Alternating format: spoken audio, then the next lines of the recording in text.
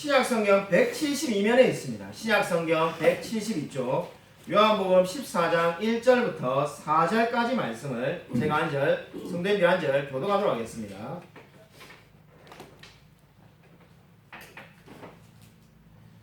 요한복음 14장 1절부터 4절입니다. 신약성경 172면이 되겠습니다.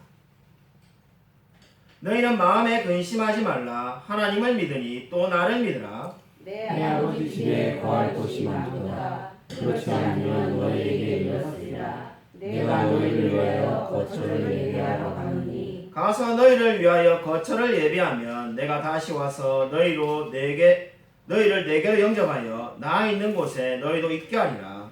내가 어디로 가는지 그 길을 너희가 아느니라. 아멘. 오늘 설교 제목은 너희는 마음에 근심하지 말라입니다.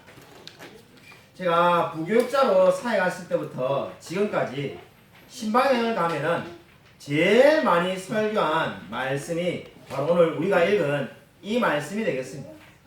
몇 번을 했는지 제가 기억은 나지 않지만은 제일 많이 이 말씀을 전한 것은 분명합니다. 자, 이 말씀을 가지고 신방에 가서 설교를 하면은 심지어 그 가족의 상을 전혀 모르는 분이라 할지라도 곧잘 이런 말을 듣곤 하였습니다. 목사님, 제가 근심이 많은 것을 어떻게 알고 이렇게 말씀을 전해주셨습니까? 이런 말을 참 많이 들었습니다. 제가 어떻게 알겠습니까? 그냥 이 말씀을 전하면은 그 분들에게 그 말씀이 위로를 드린 거죠. 아마 그렇게 이 말씀을 계속 설교하게 된 이유는 많은 사람들이 근심을 가지고 있다는 것을 알게 되었기 때문입니다. 자, 목회를 하면서 깨닫게 된 것은 저처럼 가난한 사람은 돈에 대한 걱정이 늘 있고 조금 어느 정도 재물이 있으신 분들은 자녀 문제나 건강 문제나 또 다른 문제가 많이 있다는 것을 알게 되었습니다. 분명한 것은 근심이 없는 사람은 거의 아무도 없었습니다. 모든 사람이 삶에 근심과 염려가 있다는 것을 알게 되었습니다. 오늘 말씀을 보면은 예수님께서 제자들을 향하여 너희는 마음에 근심하지 말라 이렇게 말씀하십니다. 근심하지 말라는 말이 무엇을 의미합니까? 제자들에게 근심이 있었다는 겁니다. 지금 이 제자들은 무슨 근심이 있을까요? 예수님이 옆에 계신데 왜 근심하고 있을까요? 이 제자들에게 세 가지 근심이 있었다는 것을 요한복음 13장을 보면 알 수가 있습니다. 제자들이 가지고 있었던 첫 번째 근심은 바로 이 제자 중에 한 명이 예수님을 팔 거라고 예수님께서 말씀하셨기 때문입니다. 요한복음 13장 21절에 내가 진실로 진실로 너희에게 이르노니 너희 중 하나가 나를 팔리라 하시니 예수님께서 제자들에게 너희 중에 한 명이 나를 팔게 될 거라고 말씀을 하셨습니다. 실제로 우리가 알다시피 예수님은 법에 의해서 끌려간 것이 아니라 제자 중에 한 명인 가룟 유다가 은 30에 예수님을 팔아 넘겼기 때문에 이 재판을 받게 되었습니다. 그렇기 때문에 지금 이 제자들은 이 예수님의 말 때문에 근심이 시작되었습니다. 두 번째 제자들이 가지고 있었던 근심은 예수님의 제자 중에 한 명이 바로 예수님을 하룻밤 사이에 3번이나 부인할 거라고 말씀을 하셨기 때문입니다. 요한복음 13장 38절에 다 울기 전에 내가 3번 나를 부인하리라. 이 제자가 다름이 아닌 사실상의 수제자라고 부를 수 있는 베드로가 3번 예수님을 부인할 거라는 겁니다. 그것도 오랜 시간에 걸쳐서 부인하는 게 아니라 하루 사이에 3번이나 예수님을 부인할 거라고 예수님께서 말씀하셨습니다. 그러니 제자들이 근심이 안 될 수가 없습니다. 더 큰 근심은 지금 말씀드린 두 가지 근심보다 더 큰 근심은 바로 세 번째 근심인데 예수님께서 자신이 죽을 것이라고 말씀하셨기 때문입니다. 요한복음 13장 33절에 내가 유대인들에게 너희는 내가 가는 곳에 올 수 없다고 말한 것 같이 지금 너희에게도 이르노라. 내가 가는 곳에 너희가 올 수 없는 곳이 어디에 있겠습니까? 여러분, 우리가 결코 따라가지 못하는 곳이 세상에 어디 있겠습니까? 죽음밖에 없는 거죠. 죽은 사람은 우리가 따라갈 방법이 없습니다. 예수님께서 자신이 죽을 것이라고 지금 예고하고 있습니다. 그러니까 이 제자들이 근심이 안 될래야 안 될 수가 없습니다. 예수님을 팔아넘기고 예수님을 부인한다는 말도 근심거리지만은 가장 큰 문제는 예수님이 이제 얼마 지나지 않으면은 제자들의 곁을 떠나신다는 겁니다. 여러분 이 제자들이 입장에서 한번 생각을 해보십시오. 예수님을 따라가기 위해서 3년간 따라다녔는데 자신의 모든 것을 버리고 따라왔습니다. 원래 제자들이 가지고 있는 직업이 있었지만 그것을 다 포기하고 예수님을 따랐습니다. 근데 예수님이 죽으면은 자신들은 어떻게 되는가? 그런 생각이 안 들래야 안 될 수가 없지 않겠습니까? 우리의 미래는 어떻게 되는가? 실제로 예수님이 죽었을 때 예수님의 제자 중에 여러 명은 어부인 원래의 삶으로 되돌아가 버렸습니다. 그러니까 이 고민이 얼마나 실제적이고 지금 중요한 문제라는 것을 알 수가 있습니다. 예수님은 이 근심에 빠져있는 제자들에게 너희는 마음에 근심하지 말라라고 말을 하였습니다. 여러분 이 너희는 마음에 근심하지 말라라고 말을 하는데 이렇게 말하고 난 다음에 예수님께서 제자들에게 해결책을 제시해 주었습니다. 그 해결책은 하나님을 믿으니 또 나를 믿으라 이렇게 말씀하셨습니다. 그래서 마음에 근심이 가득 차 있는 세 가지의 근심, 근본적으로는 예수님이 자기들을 떠날 거라는 그 근심에 대해서 예수님이 내려준 해결책은 하나님을 믿으니 또 나를 믿으라 이렇게 말하였습니다. 여러분 우리 개혁 성경을 보시면은 하나님을 믿으니 또 나를 믿으라 이렇게 되어 있습니다. 영어 성경을 가지고 있는 분들은 영어 성경의 어느 일부의 영어 성경을 보면은 하나님을 믿고 또 나를 믿으라 이렇게 되어 있는 데도 있습니다. 아무래도 이 무슨 차이냐 이렇게 생각할 수 있는데 하나님을 믿고 또 나를 믿으라는 것은 둘 다 명령형이죠. 둘 다 이렇게 명령을 하는 겁니다. 저는 그렇게 번역하는 것보다는 오늘 우리의 지금 개혁 개정처럼 그리고 우리 킹제임스 버전처럼 바로 하나님을 믿으니 또 나를 믿으라는 것이 더 옳은 번역이라고 봅니다. 그 이유는 바로 지금 하나님을 믿으라는 말은 뭡니까? 명령형이 아닙니다. 그러니까 지금 명령은 한 번만 있는 겁니다. 또 나를 믿으라. 그 나가 예수님이죠. 예수님을 믿으라는 것은 명령이고 지금 하나님을 믿으리라는 말은 명령형이 아니라 이미 너희들이 하고 있는 것을 이야기하는 겁니다. 무엇을 말하고 있는 겁니까? 하나님을 믿으냐는 것은 너희들이 이미 하나님을 잘 믿고 있지 않느냐? 하늘에 계신 성부 하나님을 잘 믿고 있지 않느냐? 구약 성경에 나오는 그 성부 하나님을 너희들이 구약 성경을 보고 잘 믿고 있지 않느냐라고 묻고 있는 겁니다. 그러니까 지금 예수님이 하시는 말씀은 너희들이 한 번도 만나본 적이 없는 성부 하나님은 그렇게 잘 믿고 있는데 왜 내가 떠난다고 하니까 염려하느냐 이렇게 묻고 있는 겁니다. 성부 하나님을 한 번도 만난 적도 없고 한 번도 직접적으로 대면한 적도 없지만 구약 성경을 통해서 하나님이 이 온 세상을 주관하고 계신 것을 너희들이 믿고 있지 않느냐. 그러므로 내가 너희를 떠난다고 해도 너희들이 나를 얼마든지 믿고 의지할 수 있다는 것이 오늘 이 말씀의 의미가 되겠습니다.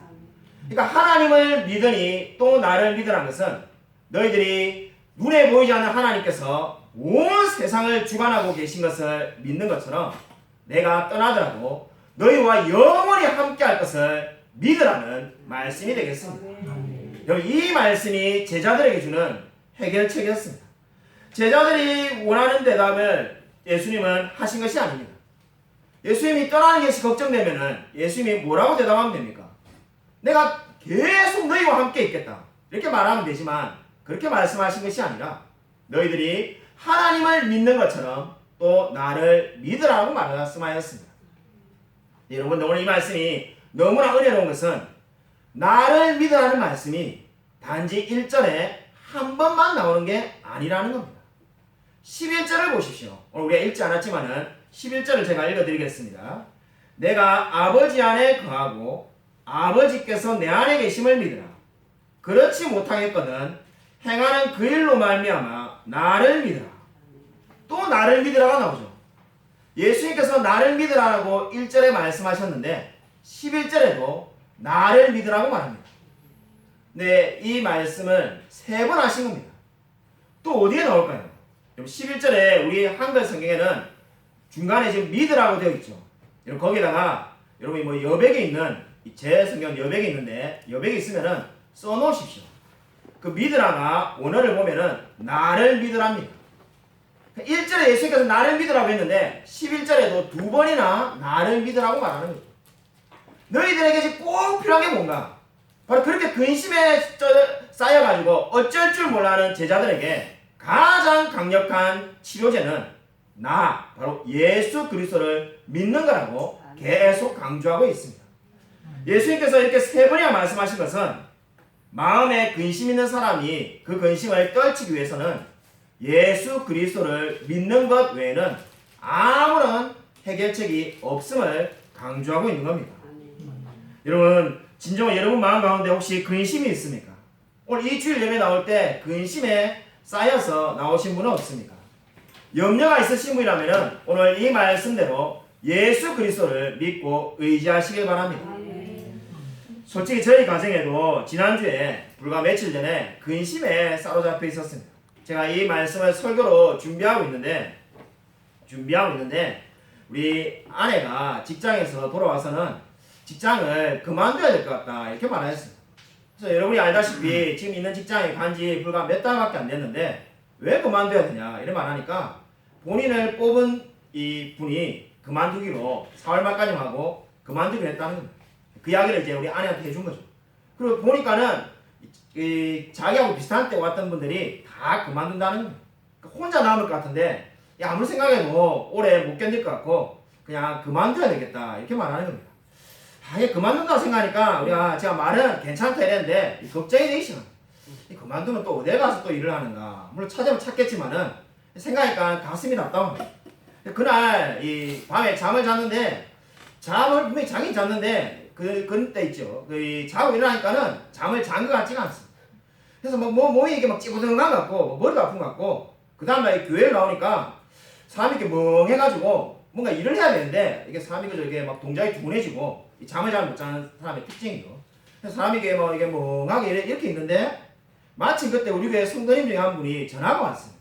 그래서 전화를 받으니까는 고민이 있으시다고 저에게 상담하러 만나러 오신다는 겁니다. 그래서 만나서 제 고민은 당연히 이야기를 전혀 안 하고 그분의 고민만 다 이야기를 들어드렸습니다. 무슨 이야기인지는 개인 프라이버시니까 제가 말씀을 드릴 수는 없습니다. 그래서 그분의 고민을 제가 잘 1시간 동안 상담해드리고 나니까 집사님께서 감사하시다고 인사하고 가셨습니다. 사실 상담할 때 처음에 시작할 때는 내 고민도 많은데 내가 내 꼬았을 텐데 싶은 생각이 솔직히 들었습니다만은 그래도 열심히 이렇게 상담을 했는데 놀라운 체험을 하게 되었습니다. 분명히 상담을 해드린 사람이 저고 고민을 들어주고 제약이 제가 한마디 하지 않았습니다. 할 여유도 없고 할 시간도 없고 할 필요도 없고 들어드리고 그냥 이렇게 성경적으로 해결책을 이야기 드렸는데 제 마음에 평안이 찾아왔습니다. 그래서 내가 상담을 받으러 갔다 온 것 같은데 이거 어떻게 이럴 수가 있는가 생각해 보니까 제가 그 집사님에게 해줬던 말들이 다 저한테 할 수 있는 말이었습니다. 무슨 말이냐면은 저한테 꼭 필요한 해답의 말이 제가 입으로 나왔던 그 말이 다 저한테 해당되는 말이라는 거죠. 그러니까 제가 다 집사님을 위해서 해드린 말이 사실 알고 보면은 저를 위한 말이기도 하다는 것을 알게 되었습니다. 그래서 마음의 평안이 찾아왔습니다. 마음의 평안이 찾아오다 보니까는 성경 구절이 한 구절 떠올랐습니다. 이사야 50장 4절 말씀이 되겠습니다. 자, 프린터본에 다 적어 놓았습니다. 우리 같이 한번 프린터본 한번 찾아보시고 한 목소리로 이사야 50장 4절 함께 읽도록 하겠습니다. 이사야 50장 4절입니다. 함께 읽겠습니다. 네, 시작. 주 여호와께서 사람들의 혀를 내게 주사 나로 공부한 자들을 말로 어떻게 도와주는지를 알게 하시고 아침마다 깨우치시되 나의 길을 깨우치사 박혀들 같이 알아듣게 하시도다. 이 말씀은 제가 예전부터 다 알고 있는 말씀인데 참 정말 지난주에 이 말씀이 정말로 딱 내한테 해당되는 말씀이구나 하는 것을 알게 되었습니다. 제가 이 집사님의 고민을 드리고 상담할 때는 정말 하나님께서 학자들 같이 혀를 제게 주셔가지고 제가 무엇을 말할지 정말 그 마음이 우리 성도님에게 말할 것을 알게 해주시고 또 저의 길을 열어주셔가지고 저에게는 이제 학자들 같이 알아듣게 하셨구나. 정말 이 말씀 그대로지 않습니다. 자, 집사님에게는 위로되는 말을 전해주고 또 저는 그 말씀에 귀가 열려가지고 저에게 위로가 되었다는 것을 느끼게 되었습니다. 정말 말씀이 정말로 그대로 진리구나 하는 것을 지난주에 느끼게 되었습니다. 여러분의 마음 가운데 근심이 있습니까? 공고함이 있다면 하나님께 나아가시길 바랍니다. 하나님께서 반드시 위로해 주실 줄로 믿으시길 바랍니다. 여러분, 예수님께서 근심하는 제자들에게 하나님을 믿으니 또 나를 믿으라고 말하였습니다. 자, 신방을 가면은 주로 이렇게 이 하나님을 믿으니 또 나를 믿으라는 이 말씀에 대해서만 이야기를 하면은 좀 이 짧은 시간이니까 더 말할 수가 없었습니다. 근데 이 말씀을 보면은 예수님께서 또 다른 위로의 말씀을 제자들에게 하나 더 주고 있습니다. 하나님을 믿으니 또 나를 믿으라는 말씀만 들어도 위로가 되는데 예수님께서 하나의 위로를 더 주고 있습니다. 그것은 바로 2절에 보시면은 내가 너희를 위하여 거처를 예비하러 간다는 겁니다. 물론 이 거처는 당연히 천국을 이야기하는 겁니다. 지금 예수님의 제자들이 가지고 있는 고민이 뭡니까? 예수님이 떠나시면은 이제 우리들만 남는데 예수님이 천국에 가서 거처를 준비하고 계신들 무슨 위로가 될 수 있는가 이런 생각을 할 수가 있습니다. 마치 저와 여러분을 말하면은 우리가 재정에 문제가 있는데 하나님이 돈을 주셔야지 그죠? 내가 너와 계속 함께 하겠다 이렇게 말한들 무슨 위로가 되나 이렇게 생각할 수도 있습니다. 근데 여러분 이 말씀이 왜 위로가 됩니까? 성경을 보면은 정말로 지금 이 거처를 예배하러 간다는 말씀이 이 제자들에게 너무나 큰 위로가 될 수밖에 없습니다. 왜 그렇습니까? 여러분 성경을 한번 곰곰이 한번 읽고 묵상해 보시기 바랍니다. 하나님이 그의 사랑하는 자녀들을 예비하지 않는 장소로 데려가신 적은 단 한 번도 없습니다. 여러분 성경을 보면은 하나님은 늘 그 사랑하는 자녀에게 이미 하나님께서 예배해 주신 장소에다가 그들을 보내셨습니다. 여러분 아담을 보십시오. 하나님이 에덴 동산을 만들어 놓고 그리고 아담을 어떻게 했습니까? 거기에 두셨습니다. 이스라엘 백성들 가나안 땅에 들어갔을 때는 어떻습니까? 여러분 이스라엘 백성들을 위해서 하나님이 모든 것을 준비해 주셨다라고 성경은 말합니다. 신명기 6장 10절부터 11절을 한번 찾아보겠습니다. 여기 프린터문에 나와 있습니다. 자, 이번 시간을 줄이기 위해서 프린터문에 다 적어두었습니다. 한번 신명기 6장 10절부터 11절 같이 한번 읽겠습니다.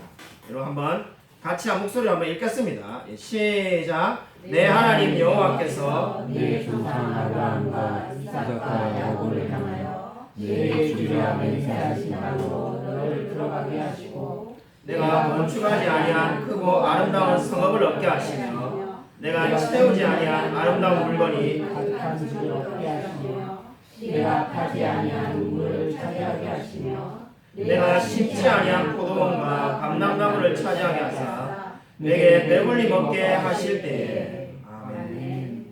여러분 이 말씀의 핵심은 제가 빨간 글자로 표시해 놓은 것처럼 내가라는 말이 있습니다. 4번이나 내가 나옵니다. 근데 뭘 말씀하고 있는 겁니까? 하나님이 그 사랑하는 이스라엘 백성들을 위해서 무엇을 하셨는지를 지금 말씀하고 있습니다.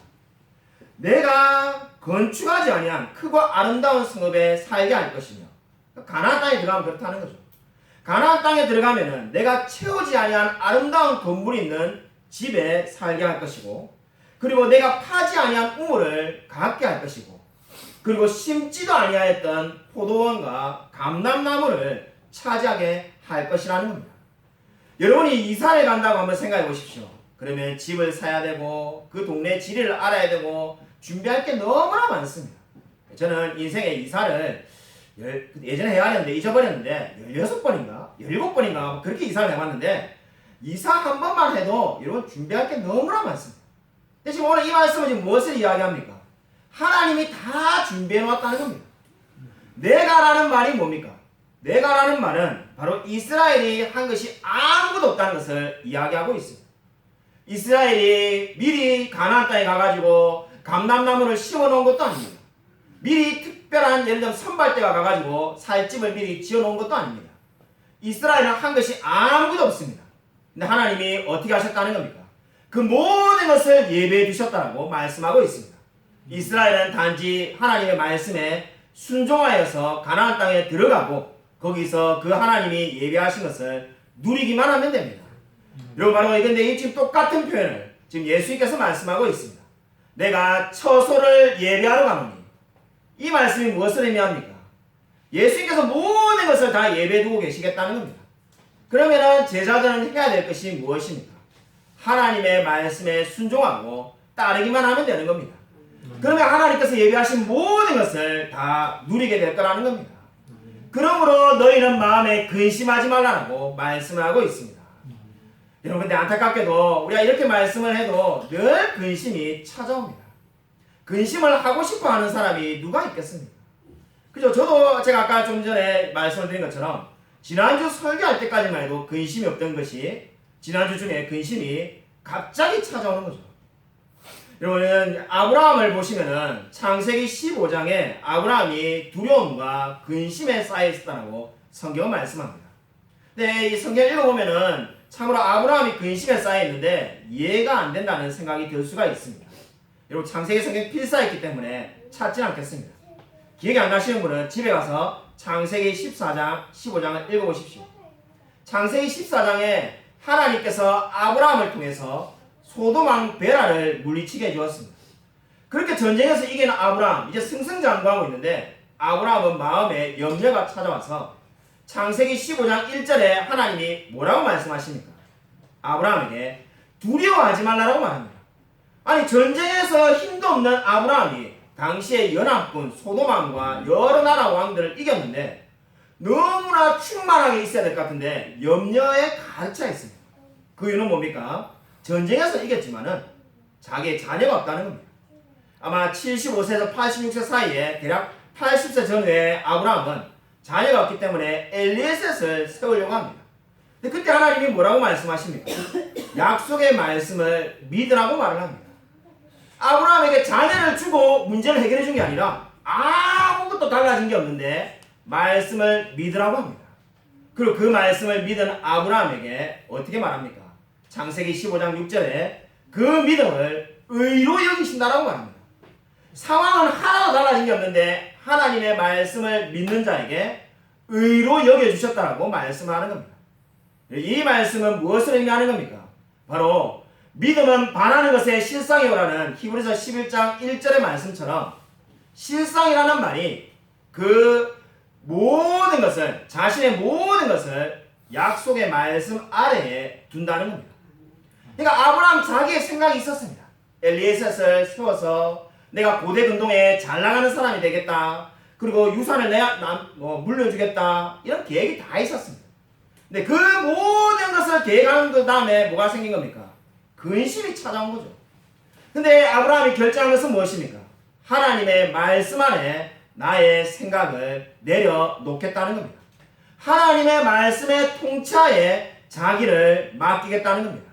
그리고는 뭐가 달라졌습니까? 하나님께서 의로 여겨주시고 아브라함의 근심이 사라졌습니다. 저와 여러분도 마찬가지입니다. 우리가 하는 많은 근심은 다 무엇이 문제입니까? 거의 대부분의 근심은 나의 계획이 나의 뜻대로 움직여지지 않기 때문입니다. 나의 생각이 있습니다. 나의 계획이 있습니다. 그리고 내가 원하는 바가 있습니다. 근데 하나도 되는 게 없습니다. 그러니까 근심이 찾아오는 거죠. 근데 하나님이 말씀하신 것은 뭡니까? 말씀을 믿고 하나님의 때를 기다리고 하나님의 방법으로 하나님께서 역사하실 것을 믿음으로 기다리라는 겁니다. 그때 하나님께서 이루시는 것을 보라라고 말씀하고 있습니다. 여러분 오늘 아브라함과 예수님의 제자들에게 주시는 말씀이 다 동일합니다. 하나님의 때를 기다리시 바랍니다. 여러분 저와 여러분에게 끊임없이 근심이 찾아오는 것은 나의 모든 생각과 나의 모든 계획이 내 뜻대로 이루어지지 않기 때문인지도 모릅니다. 여러분 진정으로 하나님의 말씀을 믿고 의지하시길 바랍니다. 여러분 끊임없이 우리가에게 찾아오는 근심, 오늘 제가 이렇게 설교하고 있지만은 그죠? 오늘 밤부터 내일부터 당장 또 근심하는지 모릅니다. 그래 내가 이제 근심하지 않아야지 하지만은 근심이 계속 찾아옵니다. 여러분 근심이 찾아올 때마다 여러분 두 가지의 말씀을 꼭 기억하시기 바랍니다. 우리가 많은 모든 말씀들을 다 기억할 수는 없습니다. 근데 여러분의 마음 가운데 근심이 딱 찾아온다 싶으면은 두 가지의 말씀을 붙드시기 바랍니다. 첫 번째는 베드로전서 1장 6절이 되겠습니다. 한번 우리 프린트본에 나와 있는데 한번 같이 한번 읽겠습니다. 베드로전서 1장 6절 우리 같이 한번 읽겠습니다. 네, 시작. 여러 가지 시험으로 말미암아 잠깐 근심하게 되게 할 수 없으나 오히려 그에 기뻐하는도다. 여러분 여러 가지 시험으로 말미암아 우리가 잠깐 근심한다는 겁니다. 저와 여러분의 근심은 잠깐에 불과합니다. 여러분 영원히 지속되는 근심이 없습니다. 여러분 지난해에 있었던 근심 아마 이미 대부분 다 많이 해결받았을 겁니다. 10년 전에 있었던 근심 아마 뭔지도 잘 기억이 안 날 겁니다. 그 모든 근심들은 그저 잠깐에 불과하다는 겁니다. 이렇게 말을 하면은 아마 어떤 분들은 목사님 그 잠깐의 근심도 없으면 좋겠습니다. 뭐 어차피 없어질 근심이 왜 있어야 됩니까? 이렇게 묻는 분들이 있습니다. 사실 제 마음도 똑같습니다. 저도 왜 근심이 꼭 필요한가 이런 생각을 해본 적이 있습니다. 근데 여러분 제가 이렇게 한번 비유를 들고자 합니다. 요즘은 그런 물병이 잘 안 돼. 예전에 보면은 입구가 이렇게 조그만하고 그죠? 이 밑으로 이렇게 입구가 조그만한데 들어가면은 이게 그죠? 꽃병이 이게 큰 안에 꽃병이 이렇게 큰 그런 병이 많았습니다. 기억나실 겁니다. 그래서 이 안에 손으로 우리가 넣을 수는 없는데 꽃을 이렇게 꼽을 수 있는 입구가 아주 좁은 꽃병이 있다라고 생각해 봅시다. 그 안에 여러분의 결혼 반지나 비싼 뭐 다이아 반지 같은 게 들어있는데 뺄 수가 없으면 어떻게 하겠습니까? 그죠? 뭐 우문이죠. 어리석은 질문이죠. 바로 꽃병을 아마 깨버릴 겁니다. 그리고 그죠? 그 비싸지 않은 꽃병을 버리고 그 금반지, 다이아 반지를 챙기지 않겠습니까? 여러분 그렇게 생각하시면 됩니다. 저와 여러분의 마음 가운데 금반지 같이 좋은 게 아니라 미움과 시기와 질투와 인내하지 못함, 절제하지 못하는 많은 변화되어야 될 부분들이 많이 있습니다. 근데 그러한 것이 언제 드러납니까? 마치 꽃병을 깰 때 안에 있는 것이 드러나는 것처럼 저와 여러분의 마음 가운데 우리도 잘 알지 못하는 수많은 하나님이 좋아하지 않는 것들이 바로 근심과 염려를 할 때 드러나게 됩니다. 정말로 인내하지 못하는 사람, 근심할 때 그 모습이 드러납니다. 염려가 찾아왔을 때 하나님의 말씀을 신뢰하지 못하는 모습이 때때로 나타납니다. 그렇기 때문에 하나님이 그러한 염려를 저와 여러분에게 주셔서 우리 마음 가운데 하나님과 닮지 않은 부분들을 드러내게 하셔서 변화시켜 주시는 겁니다. 그렇기 때문에 근심이 필요한 겁니다. 저와 여러분에게 근심이 찾아왔습니까? 그러면 하나님께서 우리의 영혼을 변화시키기 위해서 잠깐 근심하게 하셨다는 것을 믿으시기 바랍니다. 두 번째로 저와 여러분이 근심을 할 때 반드시 붙들어야 될 말씀은 고린도후서 5장 17절이 되겠습니다. 우리 같이 한번 말씀을 읽겠습니다. 네, 시작. 우리가 잠시 환란에 강한 것이 지극히 크고 영원한 영광에 중한 것을 우리에게 이루려 하니. 아멘. 여러분 환란에 경한 것이 지극히 크고 영원한 영광에 중한 것. 이 무엇을 말합니까? 환란은 너무나 가벼운 것이고 영광은 무겁다는 거죠. 근데 사실 이 환란에 경한 것이라는 이 말 자체가 이 역설적인 이야기입니다. 왜냐하면 환란이란 말 자체가 너무나 크고 무겁다는 의미를 가지고 있기 때문입니다. 대표적인 이야기로 우리가 사사기 16장 3절에 보면은 삼손이 어떻게 합니까? 성문짝을 다 뜯어가지고 어깨에 짊어집니다. 성문짝을 어깨에 짊어지면 얼마나 무겁겠습니까? 그게 환란의 의미입니다. 환란은 저와 여러분이 짊어지면은 정말로 삶이 휘청거릴 정도로 괴로운 거죠. 그렇기 때문에 근심이 생겨나는 겁니다. 근데 성경은 놀랍게도 뭐라고 말합니까? 그 환란이 경하고 가벼운 것에 불과하다라고 말합니다. 어떻게 해서 그것이 가볍게 될 수가 있겠습니까? 하나님이 함께 하셔서 그 모든 문제를 해결해 주실 줄로 믿기 때문입니다. 그렇기 때문에 우리는 우리가 바라볼 영광에 비해서는 환란이 가볍다고 말할 수가 있는 겁니다. 여러분 진정으로 이 말씀을 믿으시기 바랍니다. 여러분 가운데 고난이 있습니까? 두 가지의 말씀을 기억하십시오. 고난은 그리고 근심은 잠깐 있는 것이고 환란은 그저 가벼운 것에 불과하다는 겁니다. 여러분 이 비서새라는 이 아프리카에서 가는 새가 있다고 합니다. 이 비서새는 아주 높이 올라갈 수 있는 날개를 가지고 있다고 합니다. 근데 이 새의 문제는 뭔가 위험이나 두려움이 찾아오면은 날개를 펴지 못한다고 합니다. 그러다 보면 어떻게 됩니까? 땅바닥에 딱 붙어가지고 기어다니겠죠. 그때 맹수에 습격을 받아가지고 새가 죽음을 당하게 되는 겁니다. 그러니까 날개만 날면은 저 높이 날면은 죽을 일이 절대 없는데 두려움이 닥쳐오면은 그냥 꼼짝달싹 못해가지고 아무것도 못하고 있기 때문에 그저 죽음의 위기를 벗어날 방법이 없다라고 합니다. 아마 우리의 삶을 보면은 이 비서새와 흡사한지도 모릅니다. 저와 여러분에게 정말 마음 가운데 성령이 내주하고 계십니다. 하나님께서 우리 마음 가운데 함께하고 있습니다. 근데 우리는 늘 어떻습니까? 근심에 사로잡혀가지고 어쩔 줄을 몰라하며 살아갈 때가 얼마나 많은지 모릅니다. 여러분, 너희는 마음에 근심하지 말라는 이 말씀을 믿으시기 바랍니다. 여러분, 위대한 이 감리교회 목사님 생스타라는 분의 이야기입니다. 이분이 설교가로 한창 일할 당시에 중병을 얻게 되었어요. 그래가지고 이제 죽음이 멀지 않게 다가오게 되었을 때 이분이 인생이 얼마 남지 않다는 걸 보고 4가지를 결심했다고 합니다. 그러니까 마음 가운데 근심이 찾아올 수밖에 없죠. 이 몸이 안 좋으니까 중병이 있으니까 그 병 때문에 염려가 계속되는데 그때 4가지를 마음에 결심했다고 합니다. 절대로 불평하지 않겠다. 그러니까 어떠한 일이 있어도 자기 몸이 안 좋지만은 불평을 하지 않겠다는 겁니다. 2번째로 집안 분위기가 나빠지도록 만들지 않겠다는 겁니다. 3번째로 내가 이미 받은 복을 헤아려 보겠다. 4번째가 병세가 좋아지도록 병이 낫도록 최선을 다해서 노력을 하겠다.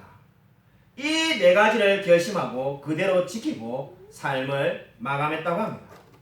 여러분은 근심이 당했을 때 무엇을 하십니까? 여러분, 근심이 있기 때문에 내가 불평하고 원망하고 다른 사람에게 상처를 주는 것이 당연하다고 생각해서는 안 됩니다. 나에게 근심이 찾아올 때 여러분도 마음에 다짐을 하십시오. 어떠한 일이 있어도 나는 불평을 하지 않고 다른 사람을 원망하지 않고 누군가를 탓하지 아니하며 내가 하나님께 모든 것을 맡기고 그 모든 근심을 정말 주님께 의지하여서 이겨내겠다라고 다짐하시길 바랍니다.